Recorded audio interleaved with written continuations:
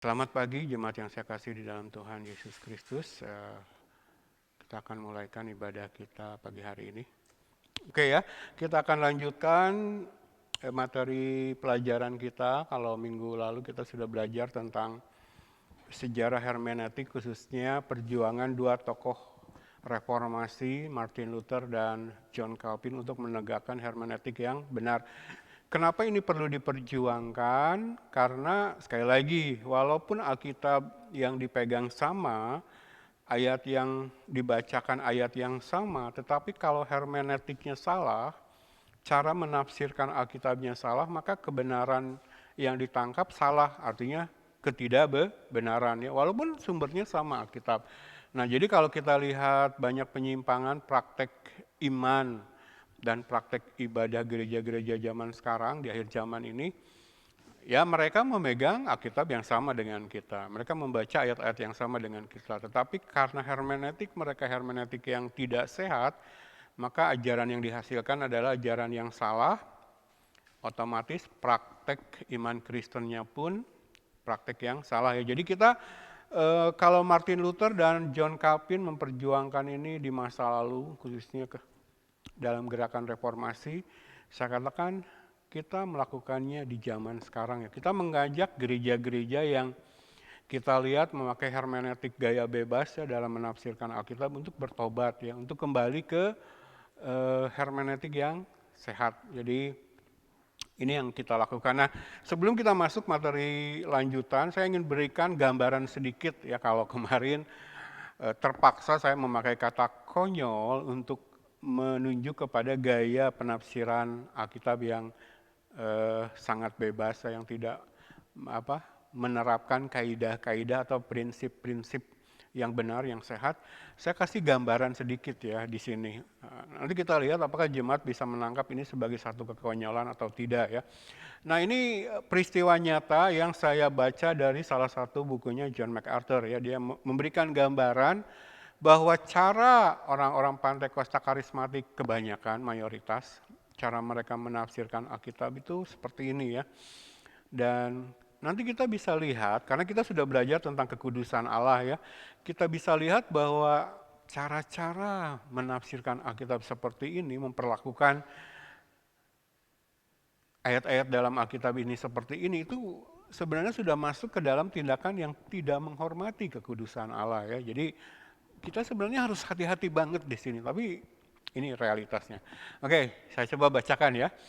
Dalam suatu acara TV karismatik, ada pembawa acara bersama istrinya dan seorang pendeta. Jadi settingannya talk show seperti banyak kita lihat di televisi sekarang kan, gaya-gaya renungan, gaya-gaya bimbingan agama Kristen di TV-TV kan populer sekarang, gayanya seperti ini ya, bentuknya talk show, ada hostnya, pembawa acaranya, di sini suami istri, lalu mereka mengundang pendeta ya, ada perbincangan. Nah, lalu dalam perbincangan ini terjadi seperti ini ya, pendetanya berkata, pelayanan saya didasarkan sepenuhnya atas ayat pribadi saya, yaitu Matius 19 ayat 26, yang berkata, bagi manusia hal ini tidak mungkin, tetapi bagi Allah segala sesuatu mungkin. Kenapa? Selamat pagi, silakan duduk. Iya, silakan. Kenapa Matius 19 ayat 26 ini menjadi ayat pokok pribadi saya, khususnya dalam pelayanan? Pendeta ini menerangkan, karena saya lahir pada tahun 1926. Jadi dia mengambil Matius 19 ayat 26 karena tahun lahirnya 1926 gitu ya. Jadi hubungan antara ayat ini menjadi ayat pribadi dia, ayat pegangan dia, itu karena angkanya sama ya, angka pasal dan ayatnya sama dengan angka tahun kelahirannya. Oke. Nah, sang pembawa acara terinspirasi oleh perkataan sang pendeta, membuka Alkitabnya dan mencari Matius 19 ayat 34 karena dia lahir pada tahun 1934. Tetapi dia mendapati bahwa Matius 19 hanya memiliki 30 ayat, nggak ketemu. Nah, dia mau ikut-ikutan, pendeta tamu yang dia undang, mencari ayat pokok bagi pribadinya dari tahun ke kelahiran. Dia dapati ternyata Matius pasal 19 hanya memiliki 30 ayat, nggak ketemu kan angka 19:34-nya. Tetapi tidak putus asa, pembawa acara ini membuka Markus dan mendapati bahwa Markus cuma memiliki 16 pasal. Waduh, gagal lagi dia, dapat angka 19:34 ya. Ya. Terakhir dia membuka Lukas dan akhirnya dia mendapatkan 19:34 ya. Mendapatkan Lukas pasal 19 ayat 34. Lalu dia membacakan dengan penuh semangat. Dia bacakan keras-keras isi ayat dari Lukas 19 ayat 34 ini.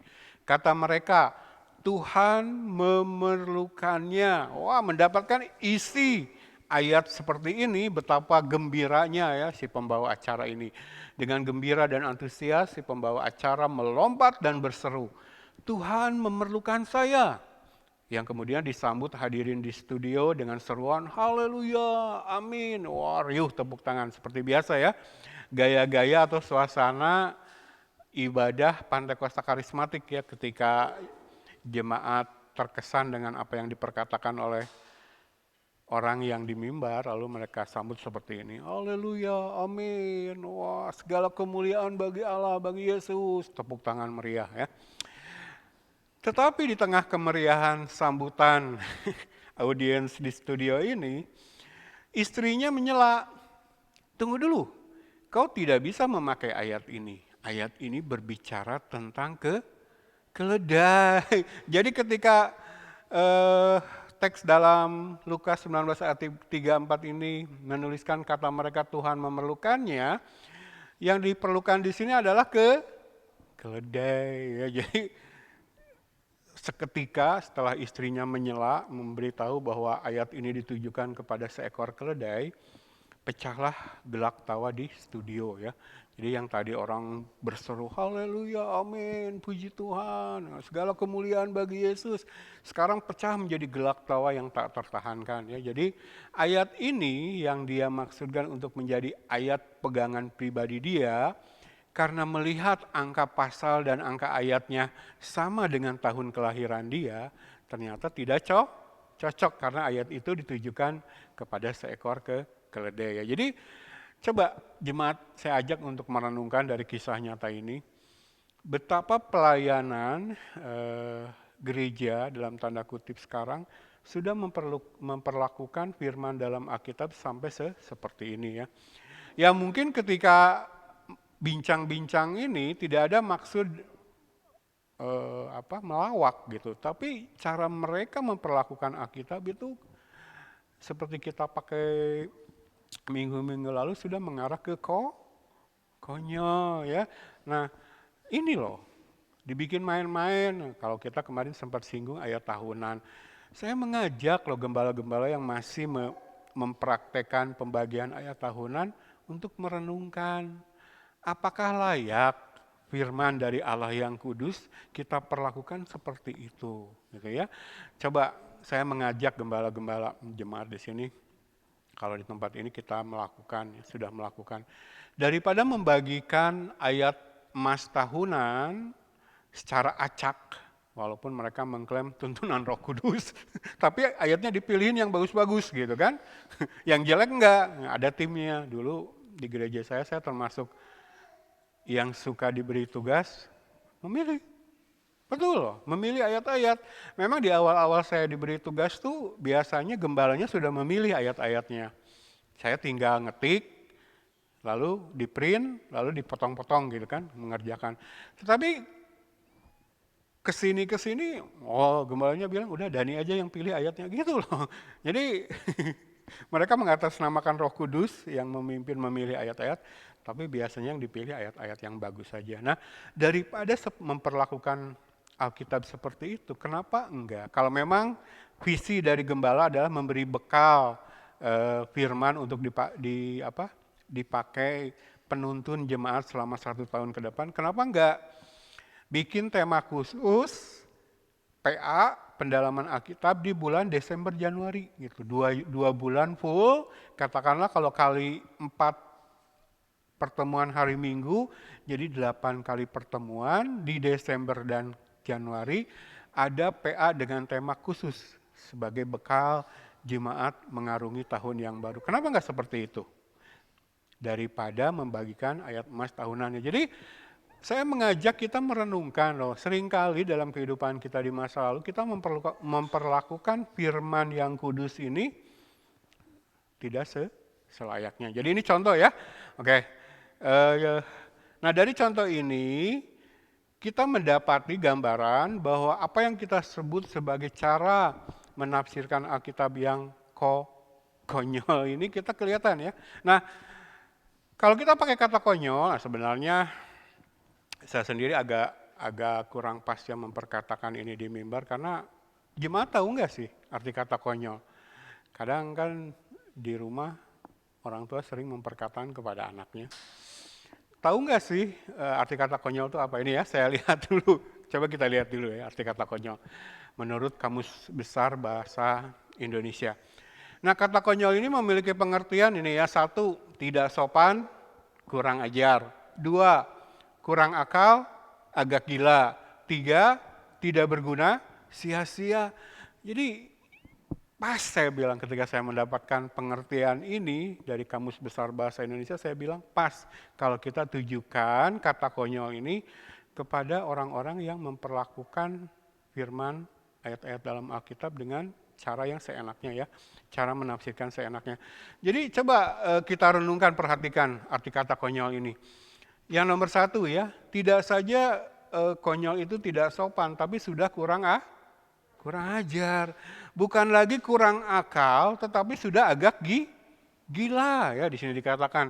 Dan hasilnya perbuatan konyol ini ya tidak berguna atau sia-sia. Nah inilah yang dilakukan ketika orang menafsirkan isi Alkitab ini dengan sembarangan ya. Kalau saya menyebutnya, ini versi saya, maksudnya ungkapan atau istilah yang saya pakai ini ya, gaya pendekar mabok ya. Hermeneutik dalam praktek yang dikerjakan oleh gereja-gereja zaman sekarang tuh ini seperti pendekar mabok ya. Kalau kita lihat di film-film pendekar mabok itu jagoan. Walaupun gaya berkelahinya gaya mabok, tapi dia bisa mengalahkan lawan-lawannya ya. Tapi ya mabok gitu. Nah, mabok ini mempraktikkan suatu kekonyolan ya. Nah ini yang dipraktikkan oleh gereja-gereja zaman sekarang. Jadi dari contoh ini kita semakin menangkap bahwa ini harus kita hindari. Makanya kita belajar tentang cara menafsirkan Alkitab yang benar, hermeneutik yang sehat. Oke, ini contoh saja, sekarang kita masuk ya. Nah kalau kemarin kita melihat sekilas catatan perjuangan menegakkan hermeneutik yang sehat dalam sejarah, khususnya yang dilakukan oleh tokoh reformasi Martin Luther dan John Calvin. Nah sekarang kita memulai ya, menusuk menggali ke dalam mengapa kita harus melakukan hermeneutik ya, mengapa kita harus melaksanakan hermeneutik yang sehat ketika kita menafsirkan ayat-ayat dalam Alkitab. Nah ini harus kita sadari dulu ya. Ini jalan menuju penafsiran sehat, menjembatani jurang pemisah. Ada jarak ruang dan atau waktu antara kita dan para penulis Alkitab. Tahap awal dalam perjalanan menafsirkan Alkitab dengan benar adalah menutup gap atau kesenjangan ini ya. Nah ada 4 kesenjangan antara penulis Alkitab dengan kita yang mempelajarinya di zaman sekarang. Yaitu gap bahasa, budaya, geografis, dan sejarah. Jadi kita harus mendekatkan dulu, menjembatani dulu gap ini, jurang ini, baru kita bisa mengartikan teks dalam Alkitab dengan benar ya. Nah setelah kita menjembatani jurang ini, gap ini, barulah kita siap untuk menerapkan prinsip-prinsip penafsiran Alkitab. Jadi coba jemaat renungkan Alkitab yang kita pegang, yang paling baru saja itu ditulis sekitar tahun 94 sampai 96 Masehi ya. AD ini Masehi. Jadi ini sudah jaraknya udah berapa ribu tahun dengan sekarang. Sekarang 2022 ya. Jadi ada 1900 tahun jarak antara kitab terakhir yang ditulis dalam Alkitab dengan kita. Bisa membayangkan budaya sudah berubah banyak, betul ya? Nah, jadi kitab Wahyu, kitab terakhir dalam Alkitab itu ditulis sekitar 94 sampai 96 Masehi. Sementara yang tertua kitab Kejadian itu 1445 sampai 1405 sebelum Masehi ya. Ini yang dianggap kitab tertua yang ada dalam Alkitab kita. Memang banyak ahli mengatakan bahwa kitab Ayub kitab yang tertua dalam Alkitab ya, lebih tua dari kitab Kejadian. Ditulisnya, tetapi para ahli belum menemukan kapan kira-kira kitab Ayub ditulisnya. Jadi Ayub sebenarnya yang tertua, tapi masih saya kasih tanda tanya. Ini ya, jadi sekali lagi ada jurang ya, kita lihat dari sisi waktu saja ada jurang ya. Nah sekarang kita akan mempelajari, membahas 4 gap atau jurang pemisah yang harus kita jembatani, yang ada, yang realitasnya ada di sana antara penulis Alkitab ketika Alkitab ini dituliskan, buku-buku dalam Alkitab ini dituliskan dengan kita yang mempelajari di zaman sekarang ya. Oke, kita lihat satu persatu. Yang pertama adalah gap bahasa, jurang bahasa. Nah, Alkitab ditulis dalam bahasa Ibrani, Perjanjian Lama, dan Yunani, serta sedikit bahasa Aram. Perjanjian Lama, Ibrani, dan sedikit bahasa Aram, lalu Perjanjian Baru, bahasa Yunani ya. Sementara kita menggunakan bahasa Indonesia di Indonesia ya. Tanpa mengindahkan perbedaan ini, kita tidak akan sepenuhnya bisa memahami isi Alkitab. Jadi harus ada jembatan, kita harus bangun dulu jembatan untuk mendekatkan jurang ini ya, menutup jurang ini dalam aspek bahasa. Langsung kita lihat contoh ayatnya ya. Nih. Ketika dalam 1 Korintus 4 ayat 1 Paulus berkata, "Demikianlah hendaknya orang memandang kami sebagai hamba-hamba Kristus." Nah, ketika kita membaca kata hamba ini, apa sih yang kita bayangkan dalam konteks budaya di mana kita hidup sekarang? Ya mungkin sekedar asisten, pembantu gitu kan, dengan ketaatan yang sudah kita alami, kita lihat. Tapi ketika Paulus menuliskan kata hamba-hamba Kristus di sini, hamba itu pengertiannya seperti apa? Nah, budaya, jurang budaya ini coba kita jembatani. Nah, kita lihat ya. Nah, ketika Paulus menuliskan hamba di ayat ini, kita baru akan memahami betapa rendahnya Paulus menempatkan dirinya di hadapan orang lain ketika kita tahu kata Yunani huperetes, asal kata hamba di sini, merujuk kepada budak terendah penarik dayung dalam sebuah kapal laut atau istilahnya lower rower. Ini ya saya kasih gambarnya, saya ambil cuplikan dari satu film. Jadi kata hamba, ketika Paulus menulis kata hamba di sini, yang dimaksud ini loh. Ini di kapal aja dia diamnya di tingkat paling rendah. Kerjaannya cuma narik dayung supaya perahunya berjalan. Ya, biasanya ada komandonya ya. Tarik. Gitu. Dan biasanya mereka dirantai. Dan hamba-hamba pendayung di tingkat paling bawah ini tuh bersifat expendable. Artinya mereka bisa dikorbankan kapan saja. Iya. Kalau misalkan dalam keadaan badai itu kan biasanya kan muatan kapal harus dikurangi. Dibuang ke laut gitu kan. Bisa saja mereka dilempar ke laut. Jadi nggak dihargai, nggak berharga, nggak punya hak suara. Gak punya hak menuntut apa-apa. Jadi ketika Paulus berkata, demikianlah hendaknya orang memandang kami sebagai hamba-hamba Kristus, pelayan-pelayan di dalam Kristus harus memiliki sikap seperti ini, merendahkan diri. Demi pemberitaan Injil, pemberitaan firman terjadi, berlangsung. Harus berani merendahkan diri sedemikian. Nah kalau kita tidak lihat kata ini dalam bahasa aslinya, huperetes, lalu melihat artinya, dan mengetahui bahwa kata huperetes ini ditujukan kepada lower-lower ini, pendayung-pendayung yang bisa dikorbankan kapan saja, ini kita tidak bisa menangkap kan. Karena kalau pakai rujukannya, referensinya budaya zaman sekarang, zaman modern, di mana kita hidup, yang namanya hamba tuh nggak serendah ini. Saya sering di minggu-minggu lalu saya suka kasih gambaran kalau zaman sekarang yang namanya pembantu itu bisa melawan kan sama tuannya gitu, dan mereka nggak sampai dirantai, masih diberi kebebasan gitu kan. Jadi ini gambaran ya. Oke, lanjut. Paulus menghendaki agar orang lain menganggapnya sebagai seorang budak rendahan, tanpa kekuatan, tanpa kuasa, tanpa hak-hak, demi Kristus. Jadi seorang hamba Tuhan, seorang pendeta, seorang gembala, dan sebenarnya semua orang yang mengaku dirinya Kristen, Kalau dia mau menjadi Kristen yang sungguh-sungguh, maka harusnya dia bersikap seperti ini ya. Biarlah orang memperlakukan, memandang, menganggap kami sebagai huperetes, hamba rendahan. Gak apa-apa dihina, direndahkan sama manusia. Yang penting berita Injil tersampaikan ya. Yang penting pengajaran firman berlangsung. Yang penting kebenaran Allah dalam Alkitab ini bisa disampaikan, diberitakan ya. Jadi ini. Nah, kita akan mendapat penjelasan yang lebih mendalam ketika kita coba baca kelanjutan dari teks Alkitab ini ya. Ini 1 Korintus 4 ayat yang pertama ya. Kita sudah menangkap setelah kita menjembatani gap bahasa, setelah kita melihat kata asli yang dipakai dalam bahasa Yunani, lalu kita melihat maknanya, kita sudah mulai menangkap ya, hamba di sini maksudnya seperti apa. Nah lalu Paulus menjelaskan lebih jauh di teks Alkitab ini. Nah ini loh huperetes, sikapnya harus seperti ini. Coba kita baca ya. Lanjutannya ini kita baca ayat 9 sampai ayat 16. Sebab menurut pendapatku Allah memberikan kepada kami para rasul tempat yang paling rendah. Sama seperti orang-orang yang telah dijatuhi hukuman mati. Sebab kami telah menjadi tontonan bagi dunia, bagi malaikat-malaikat dan bagi manusia. Kami bodoh karena Kristus, tetapi kamu arif dalam Kristus.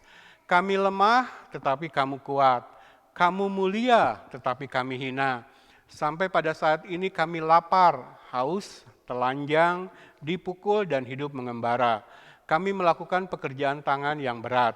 Kalau kami dimaki, kami memberkati. Kalau kami dianiaya, kami sabar. Kalau kami difitnah, kami tetap menjawab dengan ramah. Kami telah menjadi sama dengan sampah dunia, sama dengan kotoran dari segala sesuatu, sampai pada saat ini. Hal ini kutuliskan bukan untuk memalukan kamu, tetapi untuk menegur kamu sebagai anak-anakku yang kukasihi. Sebab sekalipun kamu mempunyai beribu-ribu pendidik dalam Kristus, kamu tidak mempunyai banyak bapa. Karena akulah yang dalam Kristus telah menjadi bapamu oleh Injil yang kuberitakan kepadamu. Ayat terakhir, ayat 16. Sebab itu aku menasihatkan kamu, turutilah teladanku. Jadi nasihat Paulus kepada orang Kristen, terlebih kepada seorang yang mengaku pendeta, hamba Tuhan, gembala, turuti teladan Kristus. Menempatkan diri huperetes di depan manusia demi Kristus. Nah, saya mau kasih rahasia bagaimana kita bisa menjadi saksi Kristus. Bagaimana kebenaran yang kita miliki lewat pengajaran firman, ini bisa kita sampaikan kepada orang lain, yaitu ketika kita memiliki sikap rendah hati. Tidak mengapa dalam pelayanan pekerjaan Tuhan manusia merendahkan saya. Bahkan memang posisi rendah itu yang harus saya ambil. Ya. Jadi Paulus berkata sedemikian. Ya. Coba perhatikan. Kami bodoh oleh karena Kristus, tetapi kamu arif di dalam Kristus. Jadi kadang dalam pelayanan, saya harus bersikap supaya yang menjadi sasaran dari penginjilan atau pengajaran firman yang saya lakukan, saya harus bersikap memposisikan diri, nggak apa-apa saya jadi bodoh, asal kamu menjadi arif, asal kamu menjadi berhikmat, asal kamu bisa menerima pengajaran firman yang saya sampaikan. Kalau dari pengajaran firman yang saya sampaikan kemudian Allah mengangkat kamu menjadi orang yang berhikmat, bahkan kemudian lebih berhikmat dari saya yang mengajar kamu, itulah bahagianya saya. Itu loh. Seorang guru sejati, khususnya dalam memberitakan, mengajarkan firman, harus punya target demikian. Saya ingin jemaat yang saya layani dari pengajaran firman yang saya lakukan, kalau bisa jadi lebih pintar dari saya. Supaya apa? Supaya jemaat bisa melanjutkan estafet kepemimpinan. Nah kalau berbicara kepemimpinan dalam konteks iman Kristen, tugas utamanya adalah mengajar firman. Gitu ya. Jadi saya senang kalau jemaat justru hasil dari pelayanan saya lebih pintar dari saya. Enggak apa-apa. Justru lewat pengajaran firman, itu tujuan saya, itu kerinduan hati saya. Nah kalau demi tercapainya tujuan ini dalam pelayanan saya harus menempatkan diri sebagai seorang huperetes. Direndahkan manusia, nggak apa-apa, saya rela. Gitu loh. Paulus mengajarkan begitu ya, coba lanjut lagi. Kami lemah tetapi kamu kuat. Kamu mulia tetapi kami hina. Jadi dia menempatkan begitu asal tujuannya tercapai. Asal orang yang saya layani menjadi kuat di dalam Kristus, menjadi mulia karena dimuliakan oleh Kristus. Kalau dalam perjalanan kami dihinakan, it's okay. Gitu ya. Maka di akhir Paulus menuliskan ini di ayat 16. Sebab itu kunasihatkan kamu, turutilah teladanku. Nah coba kita renungkan sebentar. Sikap seperti ini justru seringkali tidak kita temui dalam diri orang-orang yang mengaku hamba Tuhan sekarang. Betul apa betul? Ya. Pendeta sekarang, hamba Tuhan sekarang, gembala sekarang begitu mengejar pujian dari manusia, dari dunia, sampai segala hal dia lakukan. Kemarin saya waktu pelayanan ke Jakarta ngobrol, salah satu yang kami obrolkan ini. Iya ya, gembala-gembala sekarang kok begitu ingin dipuji manusia, begitu bagi mereka tuh perkenanan manusia begitu besar, maksudnya dianggap berhasilnya oleh manusia tuh begitu berarti bagi dia sehingga dia bahkan firman pun dia jadikan nomor sekian, betul tidak? Betul ya. Nah Paulus ini mengajarkan, coba ada satu ayat yang menarik di sini. Kami telah menjadi sama dengan sampah dunia, sama dengan kotoran dari segala sesuatu sampai pada saat ini. Jarang kan kita lihat sikap ini dari pendeta-pendeta zaman sekarang? Enggak. Sekarang itu pendeta, gembala itu pengennya disembah sama jemaatnya. Ya? Enggak ada sikap seperti ini. Ya, jadi kita melihat satu gap yang jauh, gaya kepemimpinan para rasul di abad pertama, murid-murid Kristus, dengan gaya para pemimpin rohani di zaman sekarang. Kenapa ini bisa ada gap demikian jurang perbedaan sikap yang begitu lebar? Karena ketika mereka menafsirkan Alkitab, mereka nggak memakai hermeneutik yang sehat. Saya nggak tahu gembala-gembala, pendeta-pendeta, hamba-hamba Tuhan sekarang baca nggak ayat ini? Baca nggak teladan dari Paulus ini? Ya, lihat. Lalu dikatakan lagi mereka sampai apa? Sampai pada saat ini kami lapar, haus, telanjang, dipukul, dan hidup mengembara. Jauh ya dari gambaran pendeta gembala zaman sekarang. Kalau gembala pendeta zaman sekarang bilangnya apa? Saat ini kami naik apa? Toyota Land Cruiser, Mitsubishi Pajero. Gedung kami berlantai 7, ada liftnya. Pelayanan kami multimedia, layarnya satu dinding dengan teknologi tercanggih. Gak ada loh gambaran. Jadi kalau saya mau bersaksi sama jemaat, kenapa sampai saya disadarkan dari salahnya, sesatnya teologi Pantekosta karismatik, salah satu yang menusuk hati saya, yang Tuhan pakai menyadarkan saya ini. Melihat sikap-sikap pendetanya loh, gaya hidup mereka tuh aneh loh. Kalau orang sudah baca perjanjian baru, bagaimana para murid Kristus, para rasul, pemimpin-pemimpin rohani yang benar di gereja mula-mula, lalu membandingkan dengan gaya hidup pendeta-pendeta sekarang itu, kita harusnya muncul tanda tanya dalam kehidupan kita. Ya ini, saya tidak sedang bermaksud menjelek-jelekan, tapi coba jemaat renungkan, ini realitas. Ya, ini realitas yang terjadi. Nah sekarang kita tahu bagaimana kita harus bersikap di hadapan manusia demi bisa meluaskan kerajaan Allah lewat penginjilan dan pemberitaan firman. Ya, berani menempatkan diri rendah sedemikian. Kan kita sudah belajar, Yesus meneladankan demikian dalam Filipi pasal 2 ayat 5-11. Ingat? Dalam kesetaraannya dengan Allah, dia mengosongkan dirinya. Hina menjadi manusia, taat sampai mati, bahkan mati di kayu salib. Ya, jadi setelah kita melihat kata asli ini ya, dalam usaha kita menjembatani gap bahasa, kita sekarang menangkap seorang Kristen sejati itu memiliki sikap demikian demi bisa memberitakan kabar baik ya Injil. Oke, lanjut. Mendapatkan makna sebenarnya dari mempelajari bahasa asli Alkitab, seperti tadi kita lakukan, menunjukkan adanya gap antara bahasa yang dipakai penulis Alkitab pada masanya dengan bahasa kita saat ini ya. Nah, Alkitab terjemahan modern, buku konkordansi ditambah buku An Expository Dictionary of New Testament Words ini ya akan sangat membantu. Jadi ketika kita melaksanakan hermeneutik yang sehat, mencoba berusaha menafsirkan isi Alkitab dengan benar supaya dapat pesan rohaninya dengan benar, ini alat bantu kita ya. Dari mana kita tahu, dari mana kita mencari tahu kata ini bahasa aslinya apa gitu kan, lalu artinya apa. Nah, kita pakai alat bantu seperti ini ya. Ada yang namanya konkordansi, ada yang namanya kamus.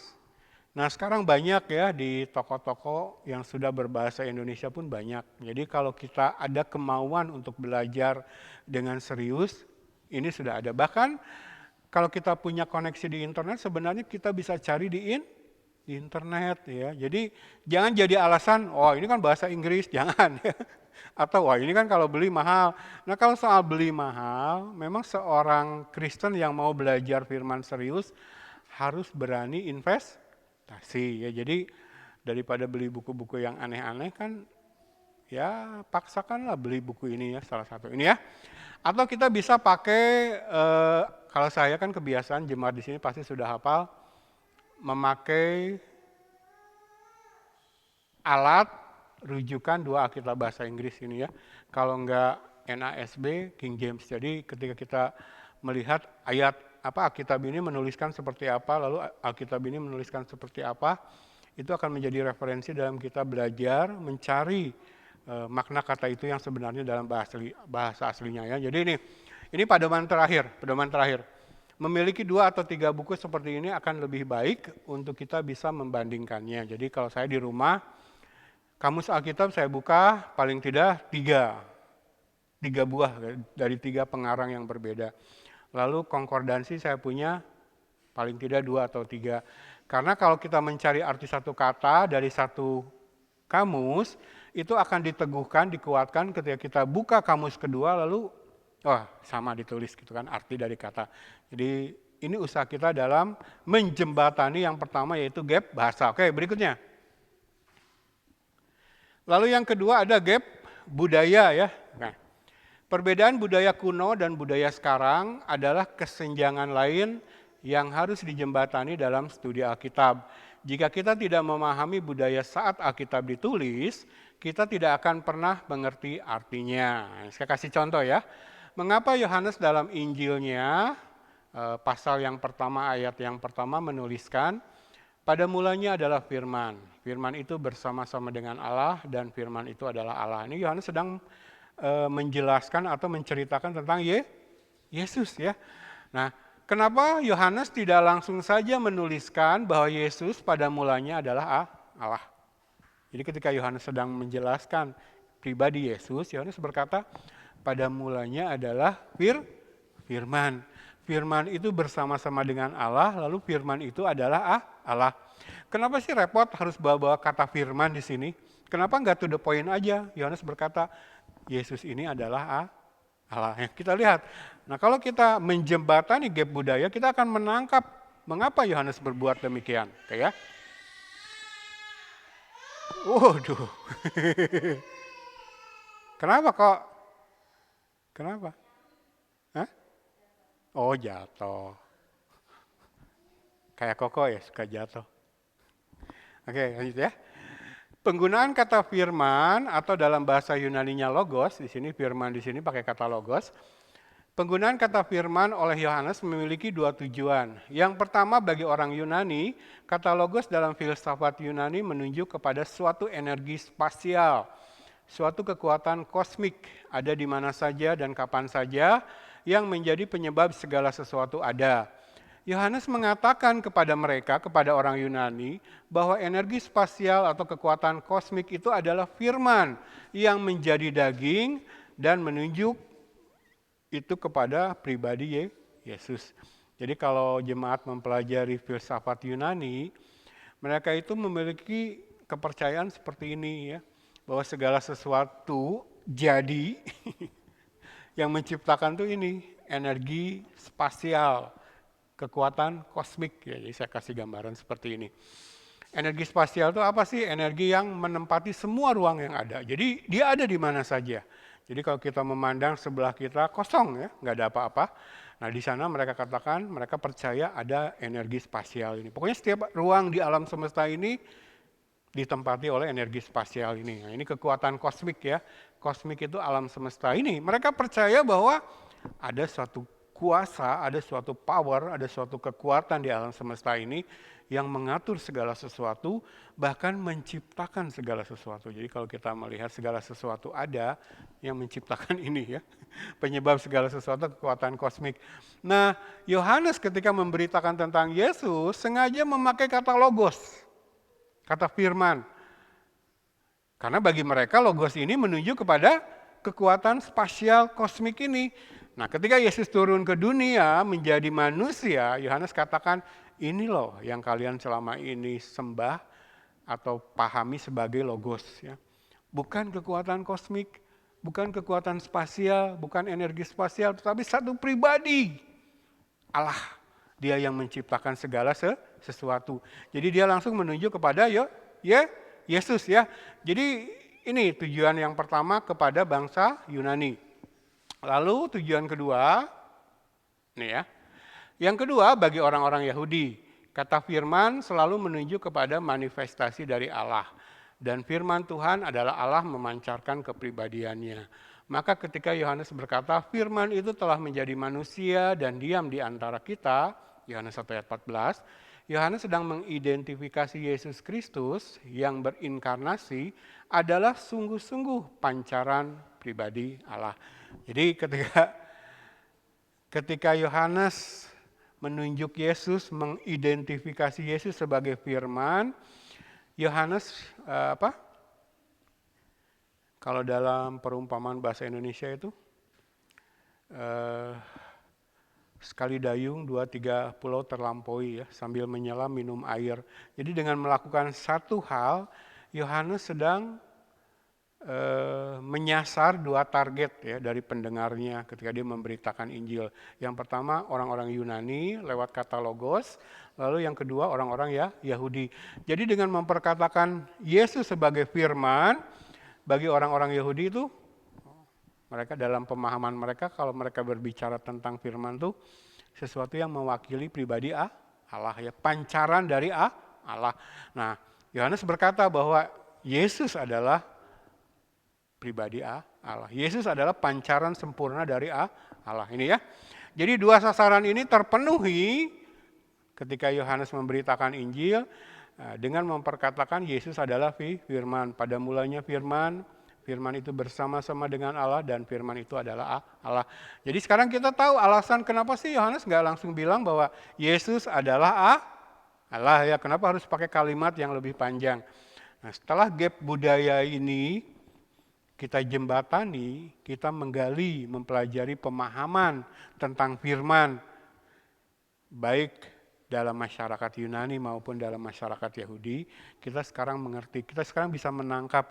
Nah, lalu kalau kita aplikasikan di zaman sekarang, ketika kita memberitakan firman, ketika kita menyampaikan, mengajarkan firman kepada orang, kita bisa meneladani apa yang dilakukan oleh Yohanes ya. Jadi mengerti budaya dari sasaran yang akan kita injili atau yang kita akan ajari firman, itu akan membantu kita supaya apa yang kita sampaikan diterima oleh mereka ya. Jadi ini sama ya ketika kita mempelajari isi Alkitab lalu mencoba menjembatani gap budaya, ada banyak buku-buku di luar sana yang bisa kita pakai sebagai alat bantu. Ini contoh aja yang dipakai oleh saya ya. Buku-buku yang bisa membantu The Life and Times of Jesus the Messiah ya ini menceritakan kondisi budaya saat Yesus hidup di dunia ya. Lalu yang kedua, Barclay's Daily Study Bible Series yaitu tafsir Alkitab tetapi banyak informasi tentang budaya yang dimuat dalam buku ini. Nah, dengan mempelajarinya, dengan membaca buku-buku ini kita bisa menangkap atau mengetahui latar belakang budaya saat Alkitab ditulis ya. Jadi kita seperti saya katakan 2 minggu lalu, kita harus rela membawa diri kita mundur dalam sejarah, menempatkan diri kita pada saat atau pada zaman di mana Alkitab ini ditulis, supaya kita bisa memahami apa yang coba disampaikan oleh para penulis Alkitab ini ya. Ini yang kedua, gap budaya. Sekarang kita masuk yang ketiga. Nah, yang ketiga adalah gap geografis atau jurang geografis. Ya, kita ada di Indonesia, di Asia, sedangkan kebanyakan kisah dalam Alkitab ini menceritakan peristiwa yang terjadi di Timur Tengah sana ya. Ada perbedaan jarak. Kondisi geografis itu kadang mempengaruhi cara kita memahami teks dalam Alkitab. Kasih contoh ya. Coba kita baca dulu. Letak dan kondisi geografis memiliki peran penting dalam teks Alkitab. Memahami arah, jarak, medan, ukuran, dan kepentingan strategis suatu kota dapat memberikan pemahaman yang signifikan terhadap teks Alkitab tertentu. Mungkin tidak mengubah makna, tetapi memperkaya dan memperdalamnya. Ini saya kasih contoh ya.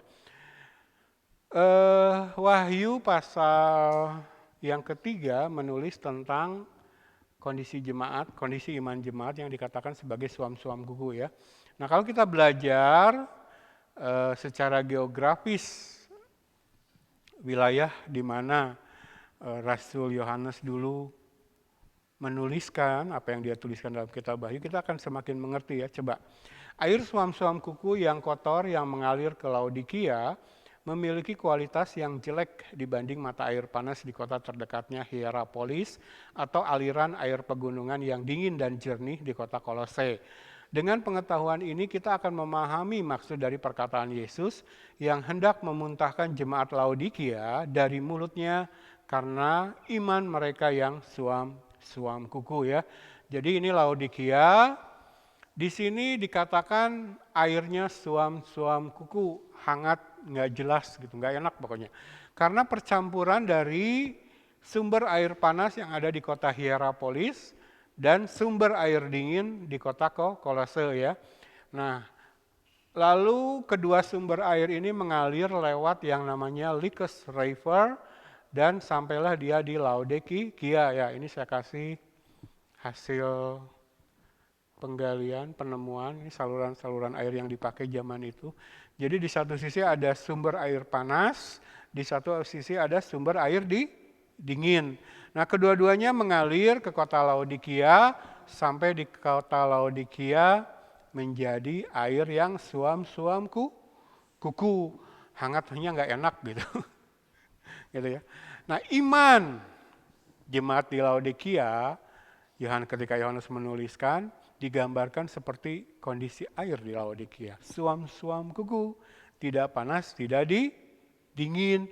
Dan bagi Allah kondisi iman seperti ini tuh memuakan. Allah memuntahkan mereka, menolak iman mereka. Nah, kalau kita pelajari dalam masa hidup Yesus, iman suam kuku ini ditujukan kepada imam Kristen yang munafik. Kita sudah belajar ya, Yesus sendiri menyebutnya sebagai ragi. Parisi dan ragi Saduki berbahaya. Jadi iman yang suam kuku itu dibenci Allah. Allah tuh pengennya kalau mau panas sekalian, kalau mau dingin sekalian. Jadi rupanya jemaat di Laodikia tuh tidak secara terang-terangan menolak Yesus dan ajarannya, tapi secara antusias mengikut pun tidak gitu. Cari jalan aman, cari posisi Kristen yang aman dan nyaman dalam menjalani hidup di dunia. Gitu. Bagi Yesus iman seperti ini sama saja dengan tidak beriman. Makanya kan kalau saya seringkali saya kalau memberitakan hal seperti ini kan keras. Betul loh. Nah, sebenarnya dasar saya memperkatakan itu ini. Di mata Allah, kalau iman kita suam kuku itu sama saja dengan tidak beriman. Tuhan muntahkan, Tuhan tolak, sama aja ujung-ujungnya ke neraka gitu. Makanya orang Kristen tuh ukurannya itu saklek loh. Rindu Allah, rindu Kristus, rindu firman, cinta Allah, cinta Yesus, cinta firman. Mengejar hal yang di atas. Kalau kurang dari itu hati-hati. Karena kalau Anda imannya suam-suam kuku, bagi Allah itu sama dengan tidak beriman. Bahkan Allah muak, kenapa? Karena yang suam-suam kuku, yang munafik ini akan dipakai oleh iblis untuk menyesatkan banyak orang. Itu loh yang membuat Allah merasa muak. Makanya Yesus tuh kalau kita lihat kisah Yesus di Injil, kalau Yesus bertemu dengan orang Farisi, ahli Taurat, Yesus itu kan sikapnya keras. Betul ya? Nggak pernah pakai basa-basi yang ramah gitu. Keturunan ular beludak, bapamu adalah penipu iblis. Karena bagi Yesus, praktek iman Kristen yang munafik itu menyesatkan orang loh. Jadi tampilan luarnya Kristen gitu, membuat orang tertarik. Tapi ketika orang tertarik lalu masuk, yang diajarkan bukan tatanan ilahi. Nah sekarang banyak dipraktekkan gereja-gereja zaman sekarang. Dimuntahkan.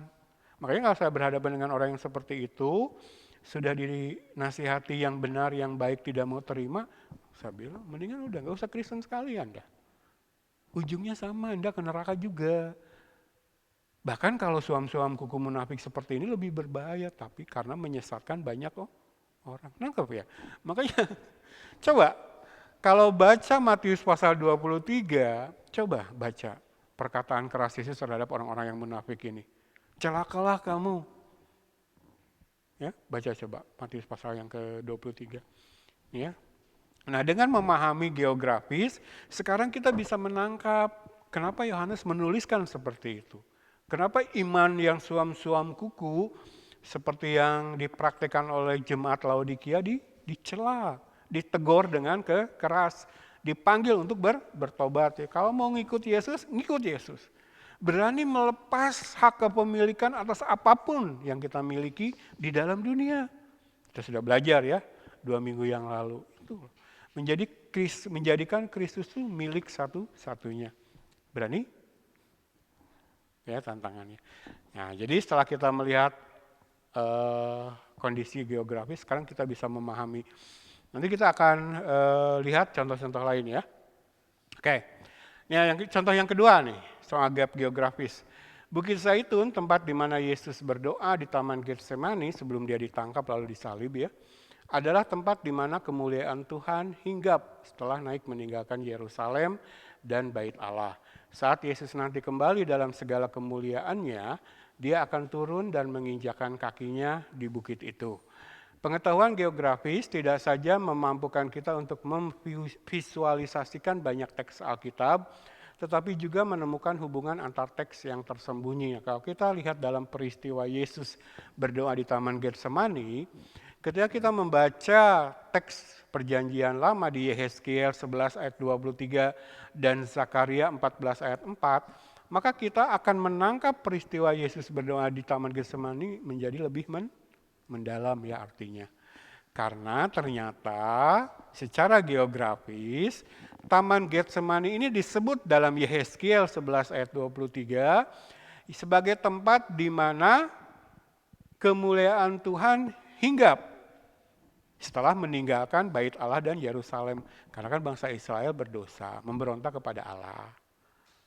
Bahkan mereka sudah memuja berhala-berhala. Maka kemuliaan Allah meninggalkan Bait Allah di Yerusalem, tapi hinggapnya di satu wilayah di Taman Getsemani itu. Itu yang diceritakan Yehezkiel. Sementara Zakaria 14 ayat 4 menubuatkan bahwa kedatangan Mesias nanti yang kedua kali, di mana letaknya? Di Taman Getsemani. Nah setelah kita memperoleh pengetahuan dari 2 teks Alkitab perjanjian lama ini, lalu kita membaca lagi peristiwa Yesus berdoa di Taman Getsemani sebelum ditangkap lalu disalibkan, akan makin mendalam pemahaman kita. Betul ya? Apakah ini satu kebetulan?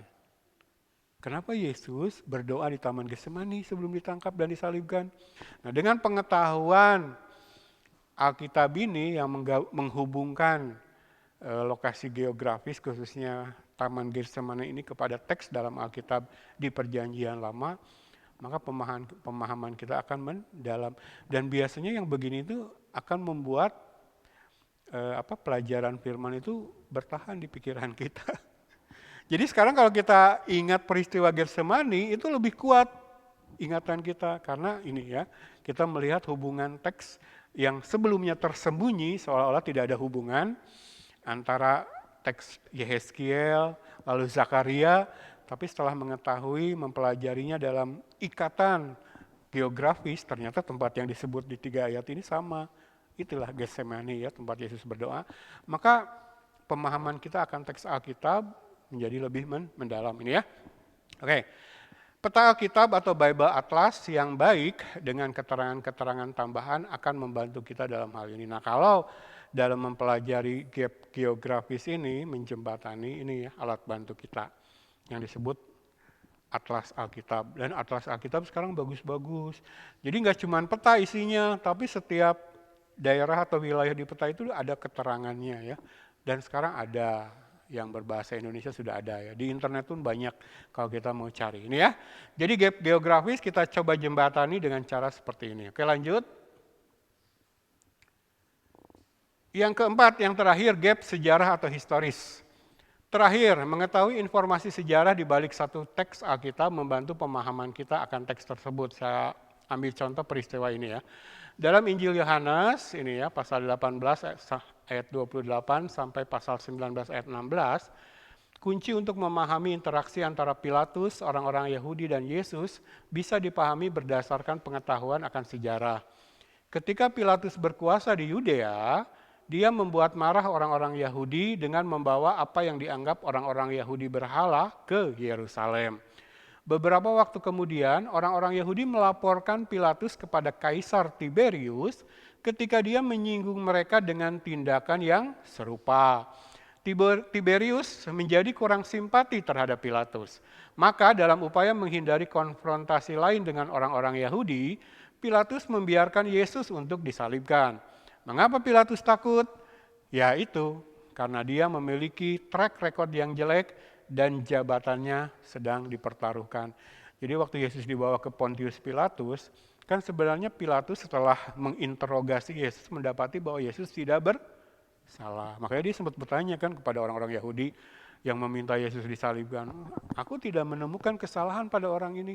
Tapi toh akhirnya Pilatus kok menyerahkan juga Yesus kan kepada orang-orang Yahudi untuk disalibkan. Nah ini kalau kita tahu catatan sejarah, perselisihan antara Pilatus dengan Yahudi yang sudah sampai ke telinga Kaisar Tiberius, lalu jabatannya terancam, kita bisa mengerti mengapa seorang Pilatus yang sudah menemukan bahwa Yesus tidak bersalah, kok tidak membelanya, kok malah menyerahkan Yesus untuk disalibkan.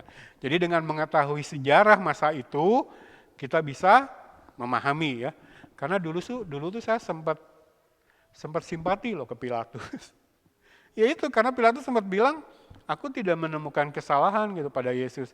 Saya tuh sempat simpati kepada Pilatus. Tapi setelah mempelajari sejarah, wah ini orang sama aja kayak pejabat-pejabat zaman sekarang.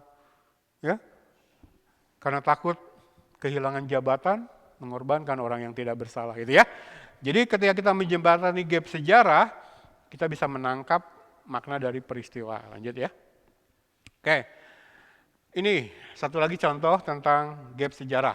Sejarah hubungan antara Yahudi dan Samaria akan membuat kita memahami mengapa setiap interaksi Yesus dengan orang Samaria menjadi skandal bagi orang-orang Yahudi dan mengapa sebuah desa Samaria menolak untuk menampung Yesus dan murid-muridnya sehingga mendorong Yakobus dan Yohanes untuk meminta izin kepada Yesus untuk memanggil api dari langit untuk menghancurkan desa itu. Ini kisahnya ditulis dalam Lukas 9 ayat 51 sampai 56.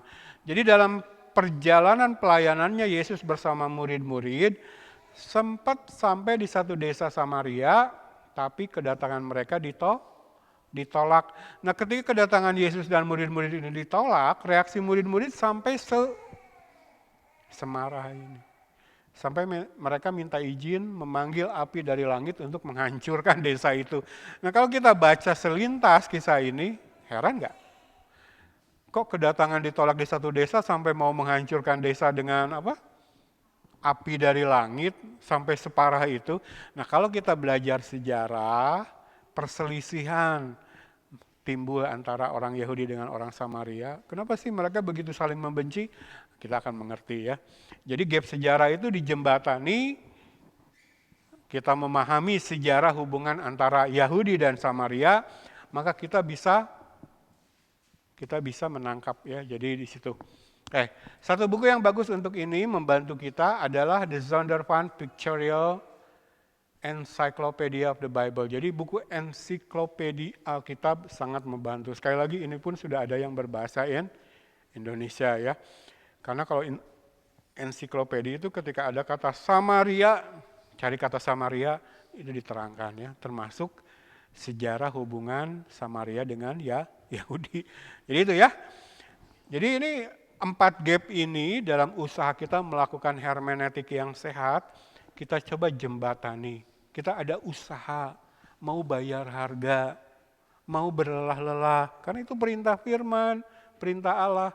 Supaya kita bisa mengajarkan firman yang benar. Supaya ketika kita berdiri di mimbar atau berhadapan dengan orang, mencoba memberitakan Injil, memberitakan firman, kita tidak salah ya.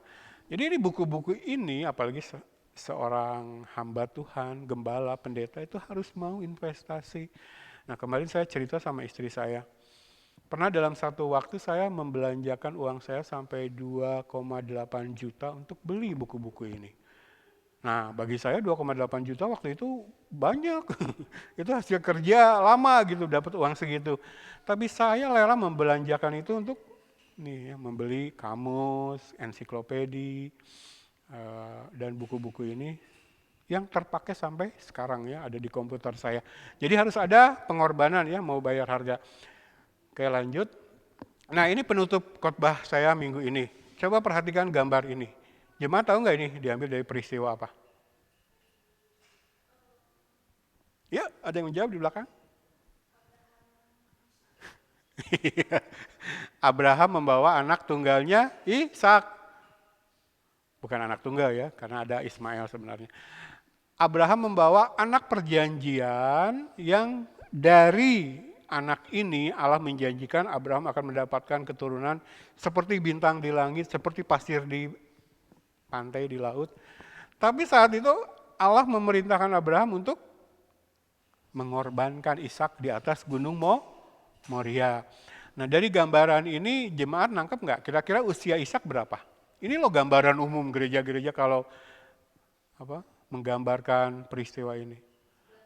Ya, kan? 11 tahun katanya. Seorang anak kecil ya. Coba kita lihat kalau kita menjembatani gap tadi ya. Kita bisa menangkap peristiwa ini dengan lebih jelas. Oke, ini keterangannya. Kita baca ya. Setelah membaca kisah dalam Kejadian 22 tentang Allah yang meminta Abraham untuk mengorbankan Ishak, banyak orang bertanya, berapa umur Ishak? Apakah dia masih anak kecil, remaja atau dewasa? Tadi jemaat bilang apa? 11 tahun. Remaja berarti ya. Apakah dia masih anak kecil, remaja atau dewasa? Sebagian besar lukisan atau gambar memperlihatkan Ishak sebagai seorang anak yang membawa seikat kayu di pundak atau di punggungnya berjalan di samping ayahnya yang sudah lanjut usia. Gambaran ini berdasar pada ayat yang ke-6 yang menuliskan bahwa Abraham membawa pisau dan api, sementara Ishak membawa kayu untuk membakar korban. Jadi di Alkitab memang ditulis, katanya Abraham membawa pisau dan api, lalu Ishak membawa kayu ya. Jadi digambarkanlah seperti itu. Nah sekarang poin yang kedua. Tetapi yang dimaksudkan sebagai korban bakaran atau burnt offering, di ayat 2 dituliskan, yang Allah perintahkan di sini adalah olah. Ini pakai bahasa Ibrani olah. Yang disebut korban bakaran di situ ya, atau burnt offering. Nah, satu tradisi yang tercatat dalam sejarah, di mana binatang dibakar sampai semua dagingnya terbakar habis oleh api. Ini yang disebut olah. Ya, jadi ketika Allah memerintahkan Abraham untuk mempersembahkan korban bakaran dari anaknya Ishak, yang dimaksud dengan korban bakaran tersebut pakai kata olah ini, binatang itu dibakar sampai dagingnya habis oleh api ya. Nah, Dan ini membutuhkan waktu beberapa jam dalam api yang besar. Nah, lihat Imamat pasal 1, ini menjelaskan tentang olah ini ya, korban bakaran ini. Dibutuhkan batang-batang kayu besar untuk melakukannya dan dibutuhkan kekuatan seorang laki-laki dewasa untuk membawanya. Tidak mungkin Abraham yang sudah tua ikut membawa kayu ini. Ingat, dia sudah berumur 100 tahun ketika Ishak lahir ya. Jadi Abraham sudah tua, nggak mungkinlah bantu angkat kayu bakar ini. Makanya dia hanya membawa pisau dan kayu dibebankan kepada Ishak. Kenyataannya, untuk sebagian besar perjalanan dibutuhkan 2 ekor keledai untuk membawa kayu-kayu itu. Jadi setelah kita menjembatani gap bahasa dan gap budaya, kita tahu bahwa yang dimaksudkan korban bakaran di sini dipakai kata olah, lalu dari catatan budaya zaman itu yang disebut olah adalah membakar korban sampai dagingnya habis, kita bisa ambil kesimpulan bahwa gambaran Ishak cuma membawa sedikit kayu di punggungnya itu salah. Karena diwaktukan api yang besar dan waktu membakarnya itu berjam-jam untuk daging sampai habis itu ketika korban dibakar. Jadi yang dibutuhkan adalah kayu-kayu besar.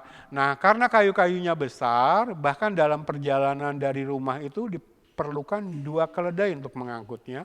Maka ketika Ishak disuruh mengangkat ini ke atas Gunung Moria, kita bisa pastikan bahwa Ishak adalah laki-laki dewasa yang memiliki kekuatan cukup untuk mengangkat balok-balok kayu besar ini. Karena Abraham sudah tua, makanya dikatakan dia cuma bawa pisau dan api. Nah, setelah kita mendapatkan gambaran yang benar, karena kita menjembatani gap bahasa dan budaya, yang terbayang sekarang bagaimana? Kita mendapatkan pengetahuan baru yang menyatakan bahwa gambaran ini tidak tepat. Ya. Kayunya cuma segini nggak cukup buat melaksanakan olah tadi, burnt offering atau korban bakaran daging sampai habis tuh. Gak mungkin kayunya cuma segini, ini berapa batang kayu kecil. Kalau segini mah setengah jam juga habis. Baru kulitnya kali yang kulit binatangnya terbakar ya. Oke, nah ya. Setelah kita mengetahui fakta tradisi sejarah tersebut dan mendapat gambaran seorang Ishak dewasa menanggung kayu yang berat, kisah ini menjadi sama sekali berbeda. Sekarang kita melihat ceritanya bukan lagi hanya tentang iman Abraham yang tak tergoyahkan kepada Allah, ceritanya menjadi tentang kerelaan Ishak, kepatuhan dan ketaatannya yang heroik untuk tunduk kepada kehendak ayahnya. Maka tiba-tiba pemandangan Kristus memikul salibnya menjadi tampak dengan jelas. Ya. Setelah kita menjembatani gap bahasa dan budaya tadi, lalu mendapatkan gambaran yang benar bagaimana pengorbanan dan kerelaan Ishak membawa kayu bakar yang berat ke atas Gunung Moria, langsung kita bisa menyambungkannya ke peristiwa Yesus memikul salib di jalan yang namanya Via Dolorosa sampai di Golgota. Maka kita menangkap konteks peristiwa Abraham diperintahkan mengorbankan anaknya Ishak sebagai gambaran dari peristiwa salib. Dan kalau kita sudah menangkap temanya itu, kita tidak akan menafsirkan ayat-ayat dalam kisah ini sembarangan. Maka sebutan Allah Jehovah Jireh dalam kisah ini, kita tidak akan pernah arahkan ini kepada gedung yang muat ribuan orang. Atau kepada kekayaan duniawi lainnya. Atau kalau dikhotbahkan ini kepada anak-anak muda, pasangan hidup sesuai dengan keinginan saya. Tidak akan kita mengarahkan Jehovah Jireh, Allah menyediakan ini, kepada hal-hal duniawi. Tetapi kita akan menafsirkannya dengan benar. Allah menyediakan korban pengganti bagi penebusan dosa manusia yang mau percaya kepada Yesus. Itu loh. Jadi nangkep ya jemaat, hermeneutik yang sehat itu perlu usaha. Kalau kita sudah mendapat bayangan Yesus menanggung salib gini, kita nggak akan berani loh menafsirkan Jehovah Jireh kemana-mana. Karena dalam Kejadian pasal 22 inilah Alkitab pertama kali memperkenalkan ungkapan korban pengganti. Dan ini digenapi dalam diri Yesus ketika dia mati menggantikan kita semua. Nangkep ya? Oke, lanjut. Jadi ini loh, teologi yang benar, yang berani menggali sampai ke dalam, melakukan usaha menjembatani gap untuk mendapatkan makna yang benar. Nah, kalau teologi yang cuman korek-korek di permukaan, saya kasih gambaran seperti ini, karena kesombongan manusia, ya, nggak mau belajar sampai ke bawah. Ini khotbah tuh isinya cuman motivasional. Lalu yang dibahas tentang moralitas, bukan kebenaran Allah yang mutlak dan absolut. Moralitas manusia ya. Lalu wawasan ditekankan. Wah, pengetahuannya banyak dibangga-banggakan. Pendidikan sekulernya tinggi dibangga-banggakan ya. Lalu gimmick itu mainan. Ibadah itu penuh dengan mainan supaya jemaat senang. Musik yang keren, multimedia yang mewah, ruangan yang megah, gedung yang hebat, itu loh gimmick. Ya. Bukannya mendukung pemberitaan pengajaran firman, tapi lebih banyak justru mengalihkan fokus dari jemaat yang hadir. Bukan lagi ngejar Yesusnya gitu, ini gimmick ya. Lalu kebaikan ditekankan tanpa kebenaran, ya kebaikan, yang penting berbuat baik katanya. Lalu mujizat dijual, mujizat jadi barang obralan untuk menarik orang ke gereja ya. Lalu praise and worship ini ya yang ditekankan, lagu-lagunya, musiknya, pujian penyembahannya. Lalu earthly fellowship, ada fellowship katanya, ada ikatan persaudaraan tapi lebih bersifat ke duniawian, jadi hal-hal duniawi yang dikejar. Lalu man-centered ministry, pelayanan yang berpusat kepada manusia, tujuannya manusia yang dikejar. Yang penting jemaatnya tambah banyak, bukan kemauan Allah yang menjadi patokan. Ini loh. Nah, untuk melakukan pelayanan atau operasional gereja yang seperti ini, memang yang dibutuhkan adalah teologi yang dangkal, pengetahuan firman yang asal ada. Yang penting ada khotbah dalam ibadah kami. Mereka tidak berani menggali sampai ke dalam. Karena sekali lagi loh, kalau mereka berani menggali sampai ke dalam, akan ketahuan yang dangkal-dangkal ini salah, tidak berkenan di hadapan Allah. Tapi gereja sekarang seleranya sudah ke sini ya. Lanjut. Oke, ini slide terakhir ya. Saking dangkalnya teologi gereja zaman sekarang, saking sudah demikian materialistis pikiran orang-orang Kristen sekarang, bahkan hamba-hamba Tuhannya, pendeta-pendeta Tuhannya, ketika mereka membaca teks Alkitab Wahyu pasal 21 pun, yang bercerita tentang sorga, pikiran mereka masih duniawi. Ini realita. Masih saya dengar dari mimbar, diperkatakan oleh seorang doktor teologi. Ini ya, dia perkatakan ini. Kalau kita baca Wahyu pasal 21 ayat 21, dan ke-12 pintu gerbang itu adalah 12 mutiara. Setiap pintu gerbang terdiri dari 1 mutiara dan jalan-jalan kota itu dari emas murni bagaikan kaca bening. Jadi orang-orang ini ketika berbicara tentang surga pun yang ditekankan adalah bahwa di sana jalan-jalannya dibuat dari emas.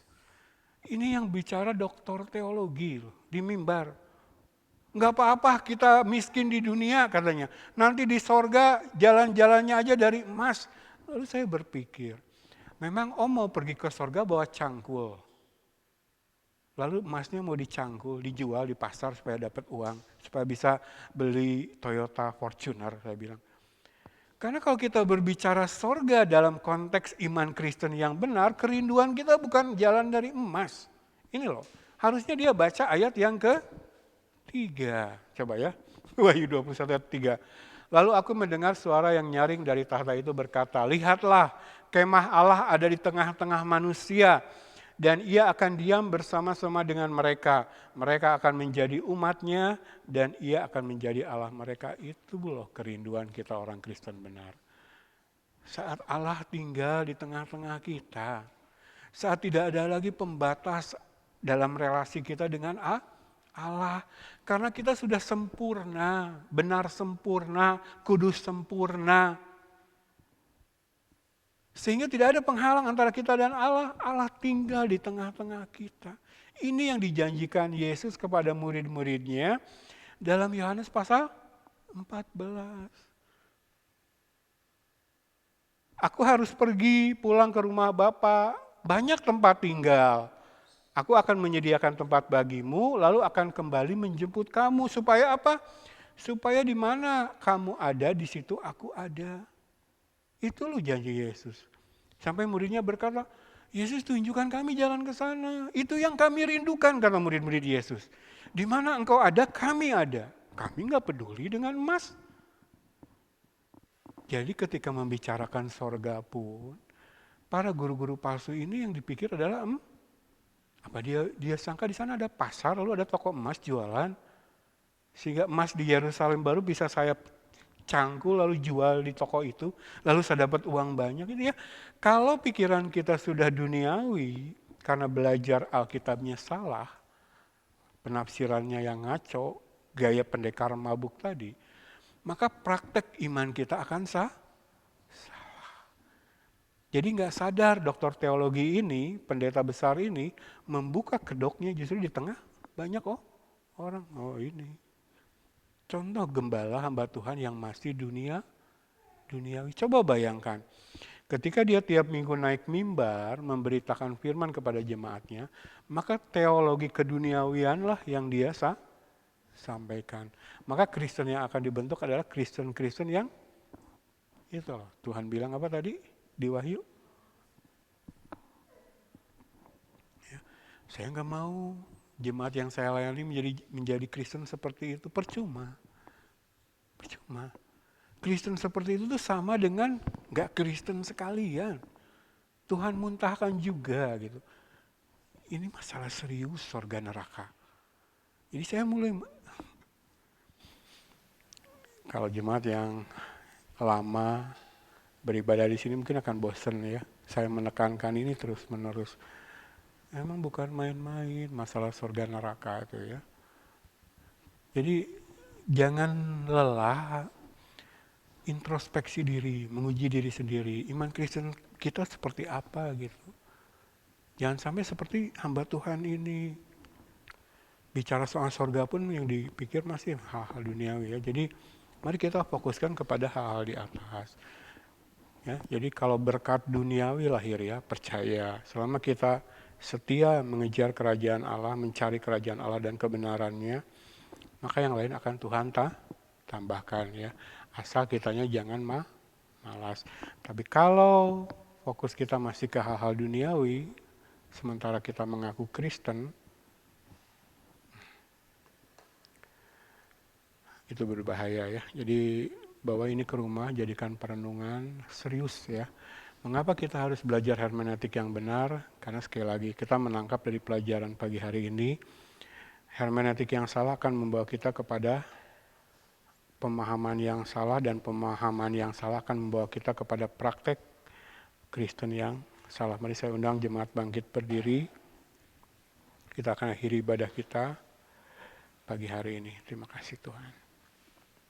Haleluya. Haleluya, Engkau baik Tuhan. Terima kasih Yesus.